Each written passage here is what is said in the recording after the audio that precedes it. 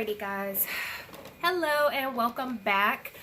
This video will be about my first trimester of pregnancy with my twins. I am currently 15 weeks pregnant, so this video will be from essentially the very beginning to that 12-week mark, and then my next video will be week 13 and 14.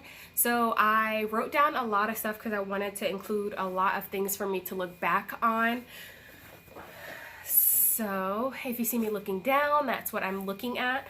But otherwise, let's get started. So the first trimester, the babies grew a lot. They went from the size of a poppy seed to a lime, and it was really fun because we had ultrasound. We had an ultrasound from the very beginning to confirm the pregnancy at the fertility clinic. And then we had 2 more ultrasounds at our regular OB office. So we really got to see them transform within the first trimester. And so I know exactly when they implanted. So that's why I have so many details. Our babies were conceived on our 2nd round of IVF. So on the first night of the transfer, I had 2 instances where the cramping hit me so hard, I honestly had to sit down. So that's when they implanted. And then I typically don't dream, but one of the first symptoms that I had was I started having dreams literally the night of the transfer. And I know that sounds super crazy, but I'm not usually a dreamer, and if I did dream, I'd wake up and literally not know the dream. But I was actually dreaming from the very first night of the transfer, the first and second night. I think by 2 days after the transfer, that's when I was like, okay, that's kind of weird, because I had watched a few videos and done, a whole bunch of research that I'm sure I shouldn't have. On YouTube, and a lot of women were saying that they started having dreams, and I'm like, well, you know what, that is kind of weird because I started having dreams, so I guess, I don't know, maybe it is a thing. And then I really didn't I didn't have any other symptoms honestly until I got to be about 6 weeks, and that really made me nervous because I just wanted to start feeling all the symptoms right away, and I didn't. So it wasn't until my 6th week that I started getting the symptoms. I started getting nauseous. I had food aversions, really bad food aversions. In fact, within my first trimester, I lost 8 pounds. My OB wasn't concerned about it, but my husband definitely was, and he tried shoving food down my throat every chance he got, but I didn't want it. And it's not like I was vomiting, I was just very nauseous, and I didn't want to eat, and it was really hard. So what I did eat, it was junk food, a lot of junk food, and that's all I really wanted. So I lost 8 pounds within just the first trimester. So I don't know if I've gained anything yet, but I'm sure I have, or hoping I have anyway. But that was different because I wasn't expecting it. And all of this stuff is new for me as well because I didn't experience it when I was pregnant with my daughter. My daughter's 11. I didn't experience it when I was pregnant with my daughter. I actually didn't find out I was pregnant with her until I was about 5 or 6 months pregnant. So I didn't experience any of this. So all of this was new. I wasn't expecting to be nauseous. I wasn't expecting to throw up or anything like that because I'm like, well, I went all that time and didn't have any symptoms. I'll be fine. But I did definitely get nauseous. I found closer to the end of the 2nd trimester that the longer I stayed in bed in the morning, the less likely I was to be nauseous. But that's kind of hard because I work full time, so I have to be up at 5 o'clock in the morning. But on the weekends, I was in the bed until 9, and it wasn't that bad. So everything was the same. The beginning parts of the first trimester. Another thing that is different that most women may not experience, I had a lot of pain and discomfort within the first trimester. And The reason, it was like in my lower abdomen. The reason why is because I do have stage 4 endometriosis, and I've had a lot of surgeries, therefore resulting in a lot of scar tissue. So I was told very early on that that would be something that I would just have to deal with.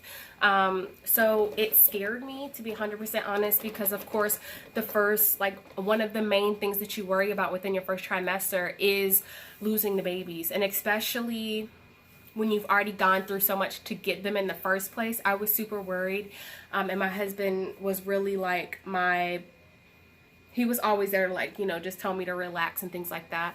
But it doesn't, I mean, of course, it's nice that you have someone there to support you, but honestly, I still was so worried about it, because there's nothing you can do about it, and you wonder if something's wrong. And when it's that early on, you don't feel the baby's mood, you don't have any other reassurance, so you just, you know, you just kind of have to go with the flow. I didn't have any bleeding at all whatsoever, no implantation bleeding, no droplets, no, I didn't have any of that, which was good, because I'm sure if I did, then that would have stressed me out so much more with already having the discomfort.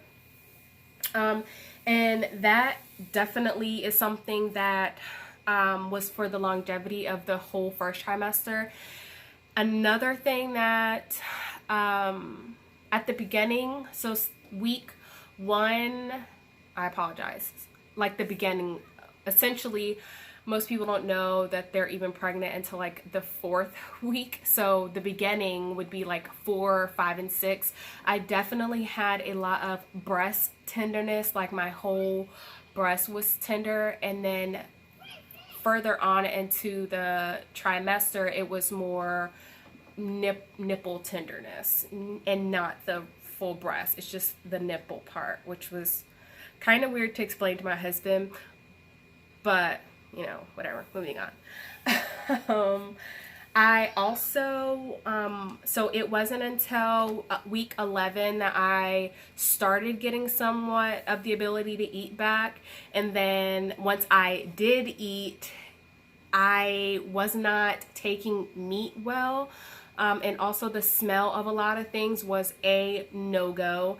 And so like when I would pack my lunch for work, I would just pack a whole bunch of different random stuff, like stuff that did not even make sense, because I never knew what I was going to be able to eat come lunchtime. And that was week 11, 12. And then once like the end of the 12th week, I started to be able to eat like just regular food, like, you know, whatever I had packed. And I didn't really have any issues with that. And yeah.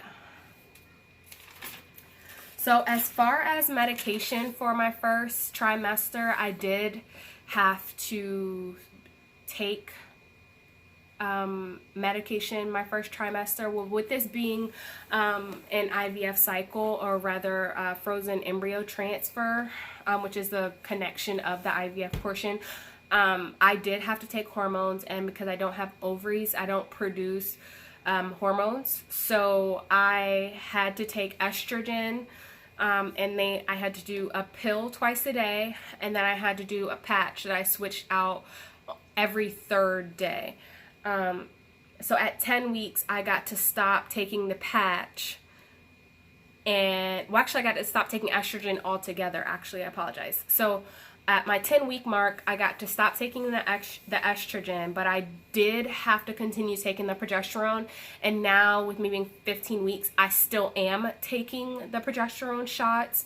So that's an intramuscular shot that is that I have to do on my butt, the top right, or, you know, the right side of either cheek, we'll call. But yes, I'm sorry. I do still have to take the progesterone shots for the entirety of my pregnancy, for the safety of my babies, because I don't produce anything. I don't have ovaries, so I'm not producing any hormones on my own. So what they have currently supporting them is pretty much what they're getting from the placenta. Yeah. So I know this video has kind of been everywhere, but this is just me putting the whole first trimester in one video.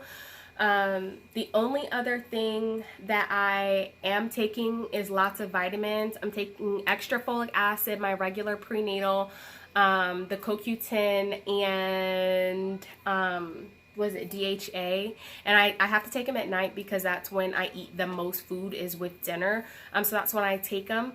And then within that visit, we saw a genetic doctor. We were released from our fertility clinic, and we had about 4 OB visits, I apologize, all within that first trimester. So with going on to the second trimester, I'll be including everything week by week, and it'll be more organized and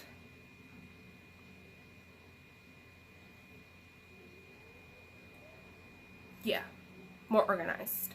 So anywho, thank you guys so much for watching this video. I hope you enjoyed it. My future videos will definitely be more organized. This one was pretty all over the place, to be honest, and I do apologize. I was just trying to give you all the information that I had from that whole first trimester, so that, one, I can have a memory of it, because I memorize it all now, but like in the future or in a few weeks or what have you, month, whatever, I may not. So I definitely wanted to document all that stuff. So here it is. If you guys have any questions, please don't hesitate to comment down below. And if there is anyone watching that's currently going through an IVF cycle and has a question about anything, or is going to go into an IVF cycle, you can definitely ask me below. I don't mind answering the questions, and if I get enough, I can just make a whole video on it. My channel will not be just only about IVF. However, because it is something that is a part of our journey, I definitely want to help, and I want to support anyone that comes to my channel. We've also done like 5 IUIs as well, so that's also something that I've had experience in, and I'm already a mom, so know lots of mommy stuff too.